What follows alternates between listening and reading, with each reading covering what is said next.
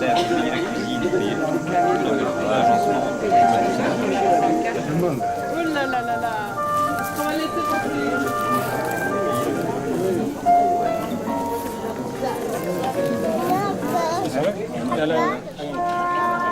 Alors, 10 euros s'il vous plaît, merci. Vous étiez pas prévu.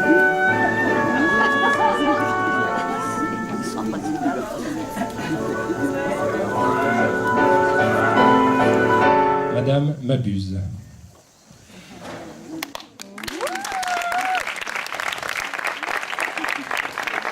Ainsi que son adjoint, Monsieur Faucon de Champignac.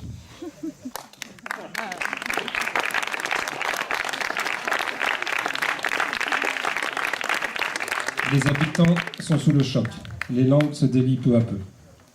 Une habitante qui demande à garder l'anonymat nous rappelle que tout a bien changé depuis que le village se repeuple et que les chats prolifèrent dans les gouttières.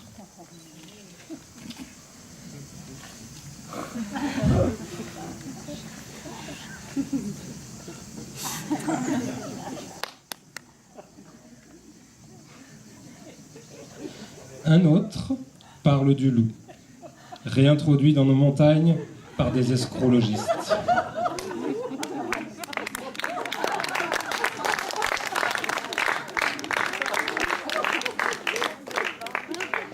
L'un accuse la belette, la sauvageonne frénétique venue de l'Atlantique. D'autres évoquent le renard, dont les jolis yeux en amande cacheraient un voleur sournois.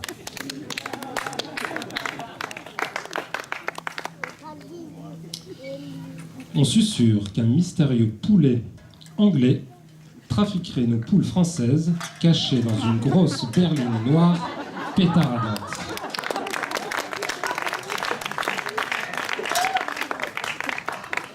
On murmure qu'une poule jalouse affiche depuis la disparition un air heureux, un peu béat.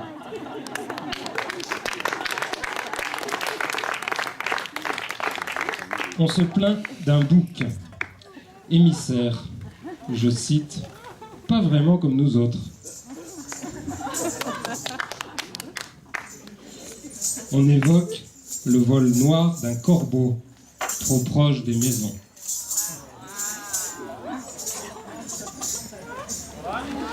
On parle de la vanité du coq, des cris entendus le soir dans le poulailler, signe que le ménage des volatiles battait de l'aile.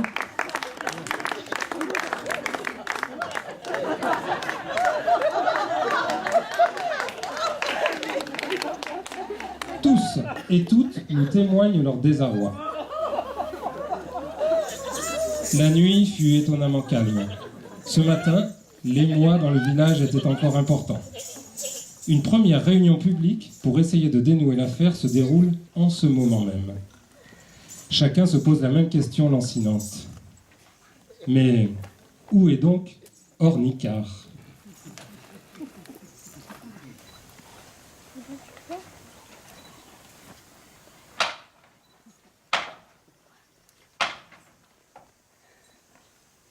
Monsieur Dodu Belcanto.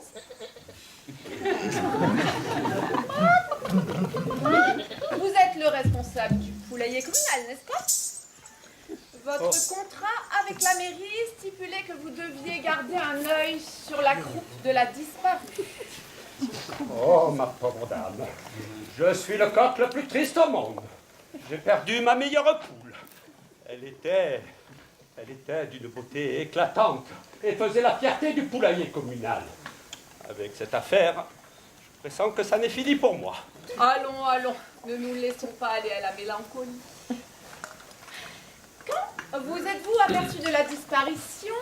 Et où étiez-vous à ce moment-là, monsieur Belcampo? Belcanto, madame. Je m'appelle Dodu Belcanto. Vous me suspectez? Sachez, madame, que depuis cet événement, j'ai perdu le chant du coq qui faisait ma réputation. Désormais, de l'aube à l'aurore, le silence est de mise. Ne pensez pas que j'ai fait le coup, tout de même.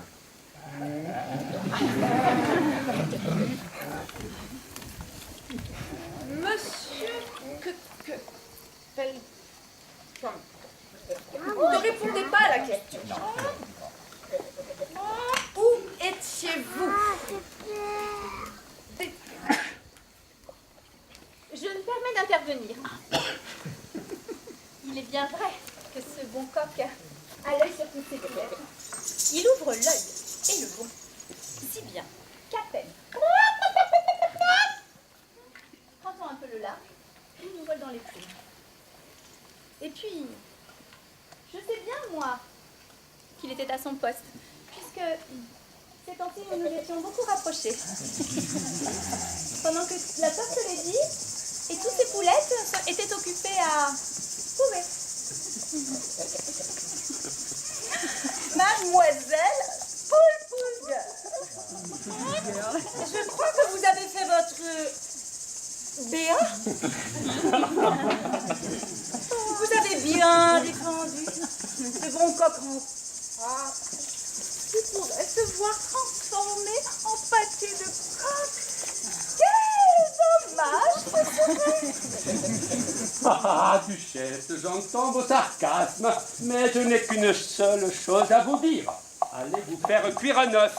Oh, suffit, le coq harceleur, car je pourrais, de mes griffes, vous voler dans les plumes.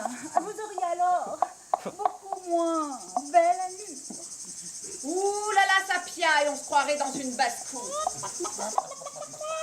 Pour la 3e fois, monsieur Belcanto. Dodu Belcanto, madame. Oups, pardon. Monsieur Dodu Belcanto. Des fées, où étiez-vous?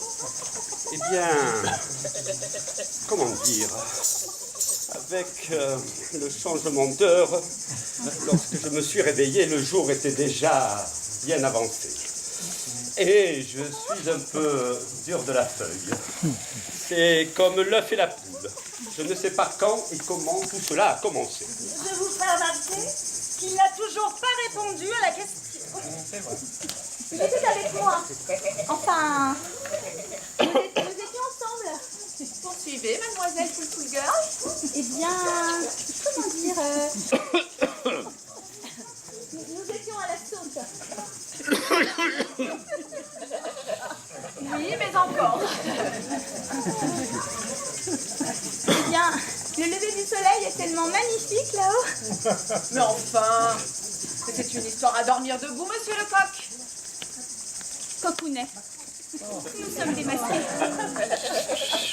Ne prenons pas madame la juge pour une idiote. Oui, nous sommes amants. Oui, je l'aime. Ouais. Ça me paraît bien frivole comme alibi. N'y verrait-on pas, n'y verront-on pas plutôt un alibi? Un complot pour se débarrasser d'une épouse devenue trop gênante, d'une concurrente. Que répondez-vous à cela, mademoiselle Poulpoul Girl? Alors là, vous vous méprenez totalement, madame J'abuse. Je suis blanche comme une oie. Aussi. Et vous oubliez surtout qu'elle était mon amie. Et puis finalement, il n'y a quand même pas grand-chose que je peux lui envier. Comme vous pouvez le constater, être le coq du village est un vrai sacerdoce. Il faut savoir ménager la chèvre et le chou, comme on dit. Toutefois, Ornicar était très prolifique. Elle pondait 4 œufs par jour, et ce, été comme hiver.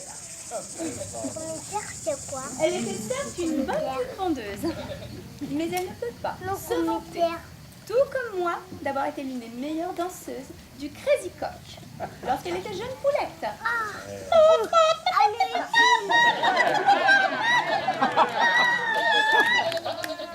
Merci, mademoiselle Poulpoul Girl, vous pouvez aller vous rhabiller. Nous ferons appel à vous ultérieurement, si l'enquête le nécessite. Madame la belette, savez-vous de cet événement qui fait jaser toutes les âmes de Saint-Nadol et au-delà? Ah, ça peut pas être moi. Madame le juge, il n'est pas juste qu'on accuse. J'ai pas fait le coup. J'étais dans le grenier du voisin. Dis là-bas. Ah bon? Et que faisiez-vous dans le grenier du voisin? Il y a un garde-manger dans le grenier du voisin et j'avais un petit creux. Alors, je suis allée me restaurer. Un petit peu. Vous comprenez, madame le juge, messieurs, mesdames, il faut me comprendre. Il y avait des galettes bretonnes. Il y avait des crêpes bretonnes. Il y avait du phare breton. Il y avait des caramels au beurre salé, faut me comprendre. Et il y avait du kouign-amann. Je vais peut-être pas vous rappeler que le vol de nourriture est un délit. Je sais. Mais quand même, on ne peut pas renier ses origines. C'est dans mon ADN, quand même. Et alors, qu'est-ce qui s'est passé? Eh ben, j'ai craqué. J'ai craqué. Bon, après, il a fallu que j'attende un peu. Parce que vous comprenez, j'avais pris un peu de... Voilà. Voilà. Donc,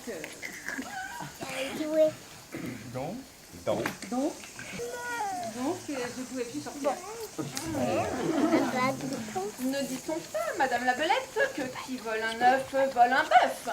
Si vous êtes capable d'enfreindre la loi, peut-être auriez-vous pu aller jusqu'au... Ah non! C'est jamais. Et de toute façon, c'est pas possible. Vous savez pourquoi, messieurs, dames? Madame le juge, je suis végétarienne. Végétarienne. Voilà. Alors, qu'est-ce que vous voulez que j'aille faire d'une bête poule, là? Messieurs, dames, c'est pas comme eux, là-bas. Ah! Ah! La vilaine! La celtique! Armoricaine, dit la vilaine! Pleine bolée de bêtises! Finistère! On lui en prend de star! Lui, là, il n'en est pas à son premier méfait. Le petit chaperon rouge, c'était lui. Et la chèvre de monsieur Seguin, c'est bien lui qui l'a boulottée.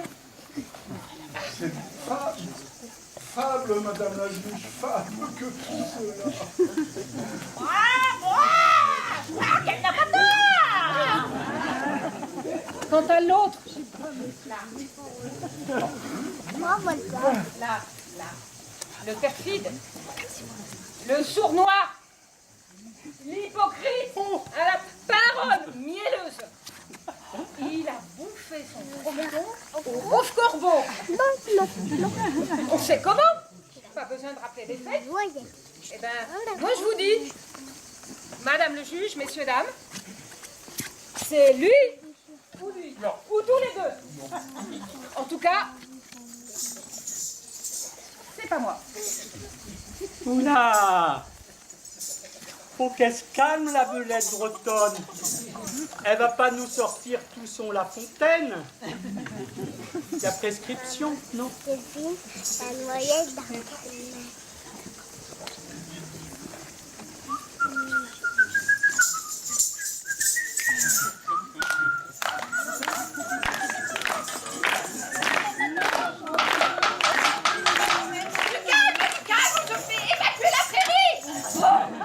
Oh, parfait le coup du maillet, je dirais même plus, coup double.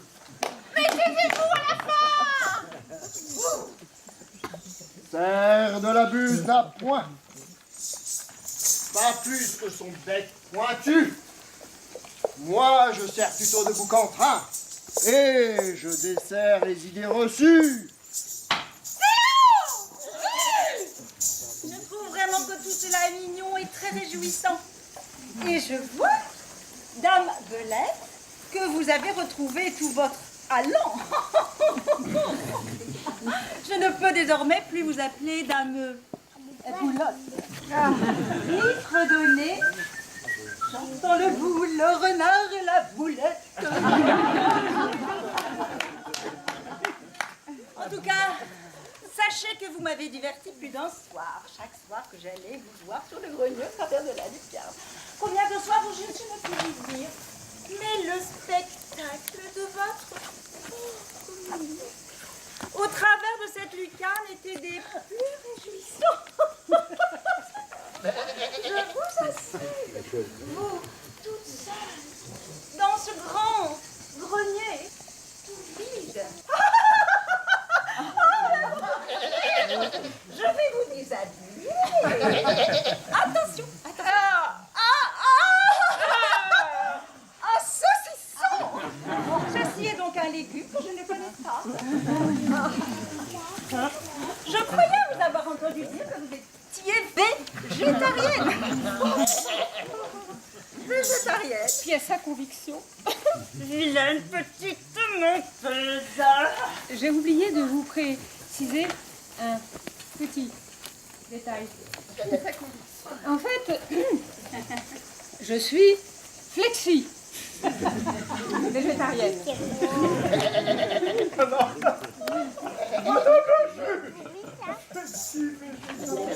Fleximenteuse, oui.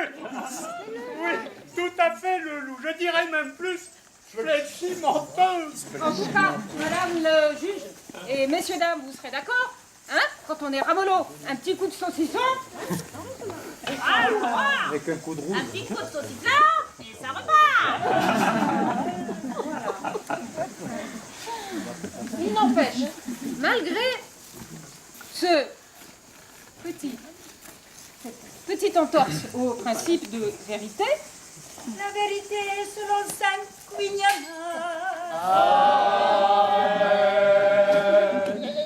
c'est pas moi qui fais le coup.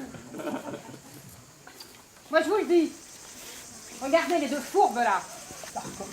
Eh ouais, il n'y en a pas un pour rattraper l'autre. C'est bonnet blanc ou blanc bonnet. Mais qu'est-ce qui se passe, Madame la Belette?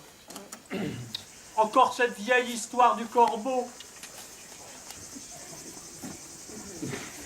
Mais si vous voulez qu'on en parle, vous faites justement remarquer que c'est pas l'oiseau que j'avais mangé ce jour-là, mais bien le fromage.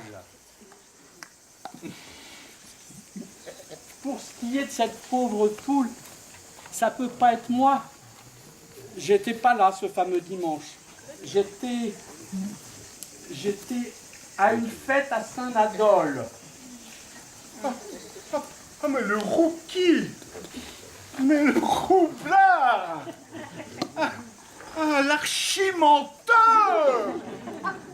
Quelle bobine de mensonge! Moi, j'y étais à Saint-Nadol et je ne vous ai pas vu! Poursuivez, monsieur Rouki. Ok. Ok, le loup. Mais alors, si ce n'est toi, c'est donc... Si ce n'est toi, c'est donc peut-être ce monsieur le bouc, émissaire des autres, qui traînait ce jour-là, m'a-t-on dit, dans le village. Certains disent qu'à force de nous plumer la laine sur le dos, il pourrait en plus nous piquer nos poules. Son odeur attesterait de son passage dans le village. Au bout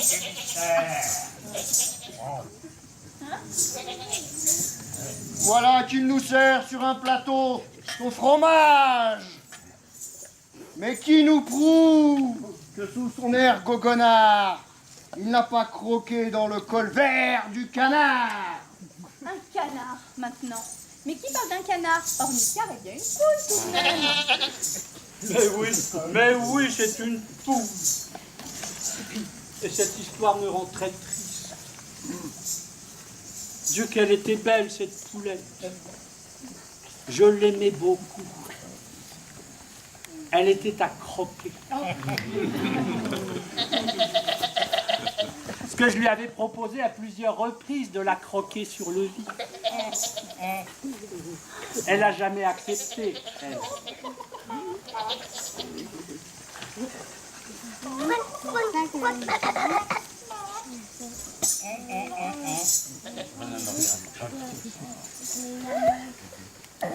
En plus, elle était très coquette. Elle était très coquette. Elle avait très bon goût. Elle avait très bon goût. Ben, ne me regardez pas comme ça. Comprenez, monsieur Rouki, que vos propos prêtent à confusion. D'ailleurs, j'ai reçu une lettre anonyme vous mettant en cause. Une lettre anonyme. Anonyme mon œil, oui. La vengeance, c'est un plat qui se mange pas.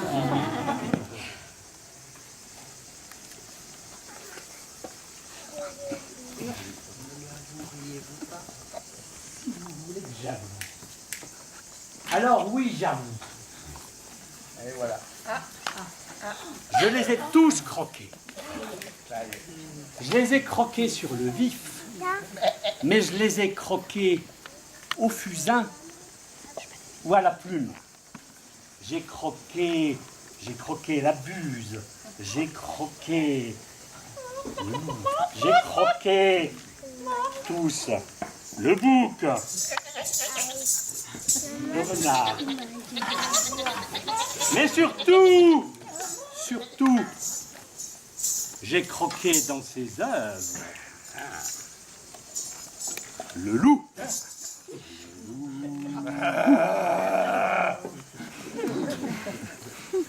Ah, mon tour de clamer mon innocence, madame m'abuse. Je ne...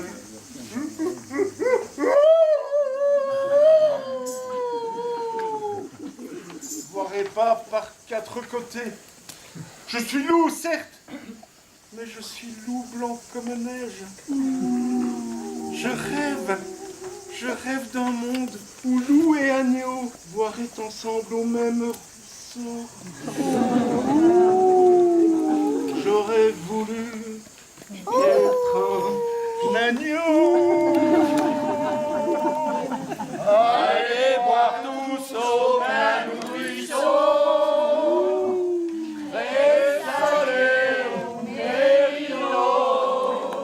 Jamais je ne croquerai un seul os.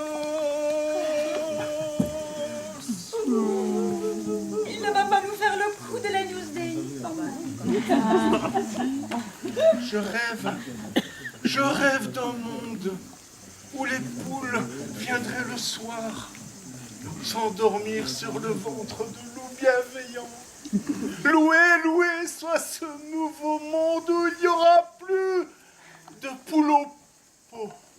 Bravo. Moi je rêve un monde où le corbeau est droit au fromage et au dessert.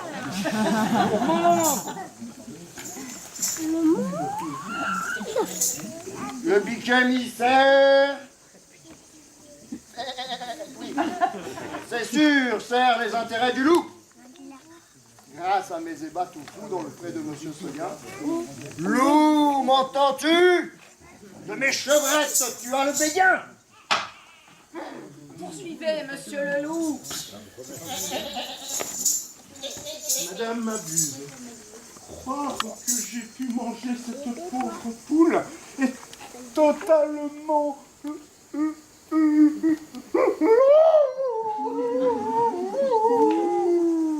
Croque. Je ne suis pas le loupard que d'aucuns disent. J'ai des défauts, certes, je suis un peu lourdeau. Il m'arrive de loucher quand la nature s'offre à moi, de belles choses. Mais je suis innocent. Le jour de la disparition, j'étais à la saute. J'ai vu Monsieur Cocu et Mademoiselle Poupoulga. J'y étais pour ramasser le bois pour la fête de Saint-Nadol. J'y étais avec un des frères. Il me parlait de la fête d'antan, il me parlait des fêtes d'antan. C'est vous dire si j'y suis resté longtemps.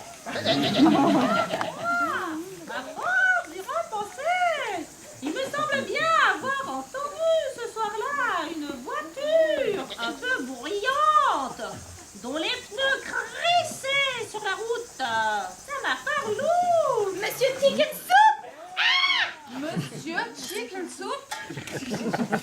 Yes, chicken soup, yes, that's me. How on earth do you... Ah, no, French. Comment voulez-vous que ça soit moi? Ces chaussures-là que j'ai mis une nouvelle elfe sur ma vieille carcasse. Oh, vous voyez, là-haut, des ailes et des carcasses de poules. Non, on ne met pas les poules dans les voitures en Angleterre. Vos voitures françaises méritent ça, peut-être, mais nos belles voitures, so British, sont beaucoup trop belles pour ça. Oh, la carte communale vous en empêcherez. Carte communale? Qu'est-ce que c'est? C'est la nouvelle carte grise collection? Mais je confesse, je transforme une coccinelle qui ne volait pas bien. Alors oui, je confesse. Oui. Je le savais, il confesse. Oui, je confesse.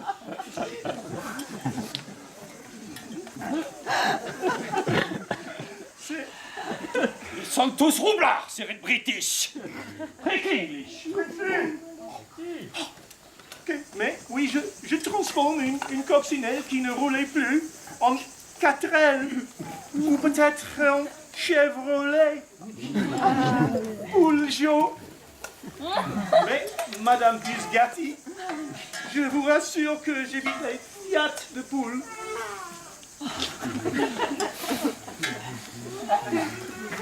Il n'y en a vraiment pas un pour rattraper l'autre. Je dirais même plus.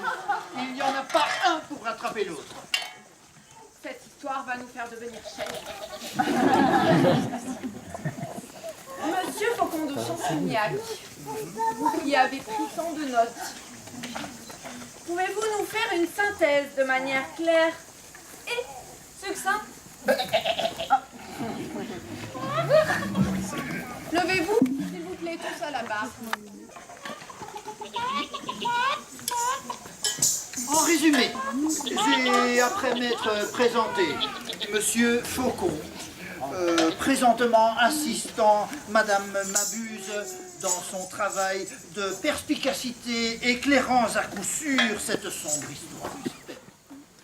Je me permets de penser que de nébuleuse, cette affaire semble sombrer dans le roman noir. Nombre de témoins se transforment en suspects, qui eux-mêmes adoptent l'attitude de l'innocent Kidam, qui passait par là, flânant ou planant par-dessus la tête de la dame. Nonobstant, et sans tenir compte que, cependant, le drame de la disparition faisait son retour dans cette vallée de quinte de tous.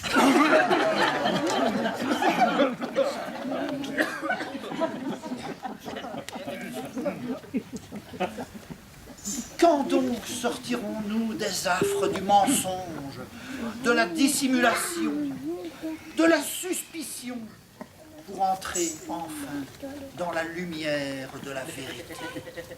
Fut-elle sombre, crue, déplumée de son lot d'actes plumissables? Mesdames et messieurs, et autres s'il en est, à cet instant du moment présent, que le coupable fasse un pas en avant, pour que sa chute fût une délivrance de la culpabilité vers la sérénité expiatoire du bras musclé de la justice. Bonjour. Bonjour. Coucou. Bonjour, bonjour. C'est moi.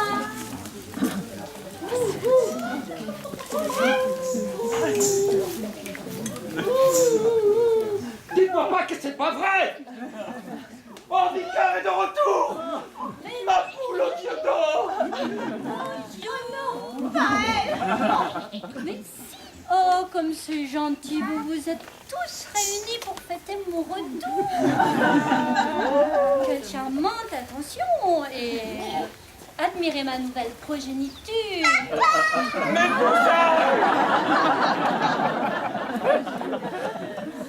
C'est vrai qu'ils sont mignons tout de même. Mais enfin, mais où étiez-vous tout ce temps-là?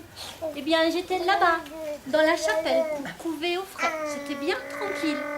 Mais ne me dites pas que vous vous êtes inquiété pour moi. Non, vous ne feriez pas cela quand même. Mesdames, messieurs, chers publics, je vous remercie d'être venus à cette réunion publique et je vous invite à fêter dignement cette fin heureuse.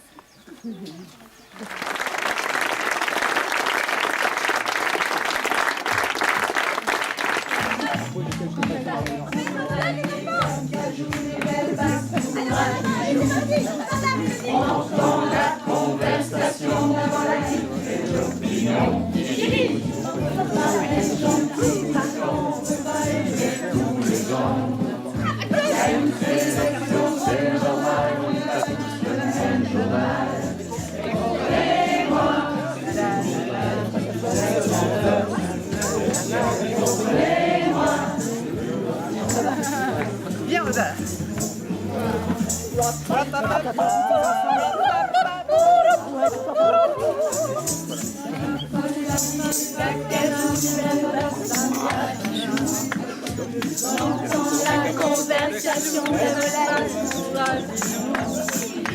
entend la conversation de Tu fais l'opinion.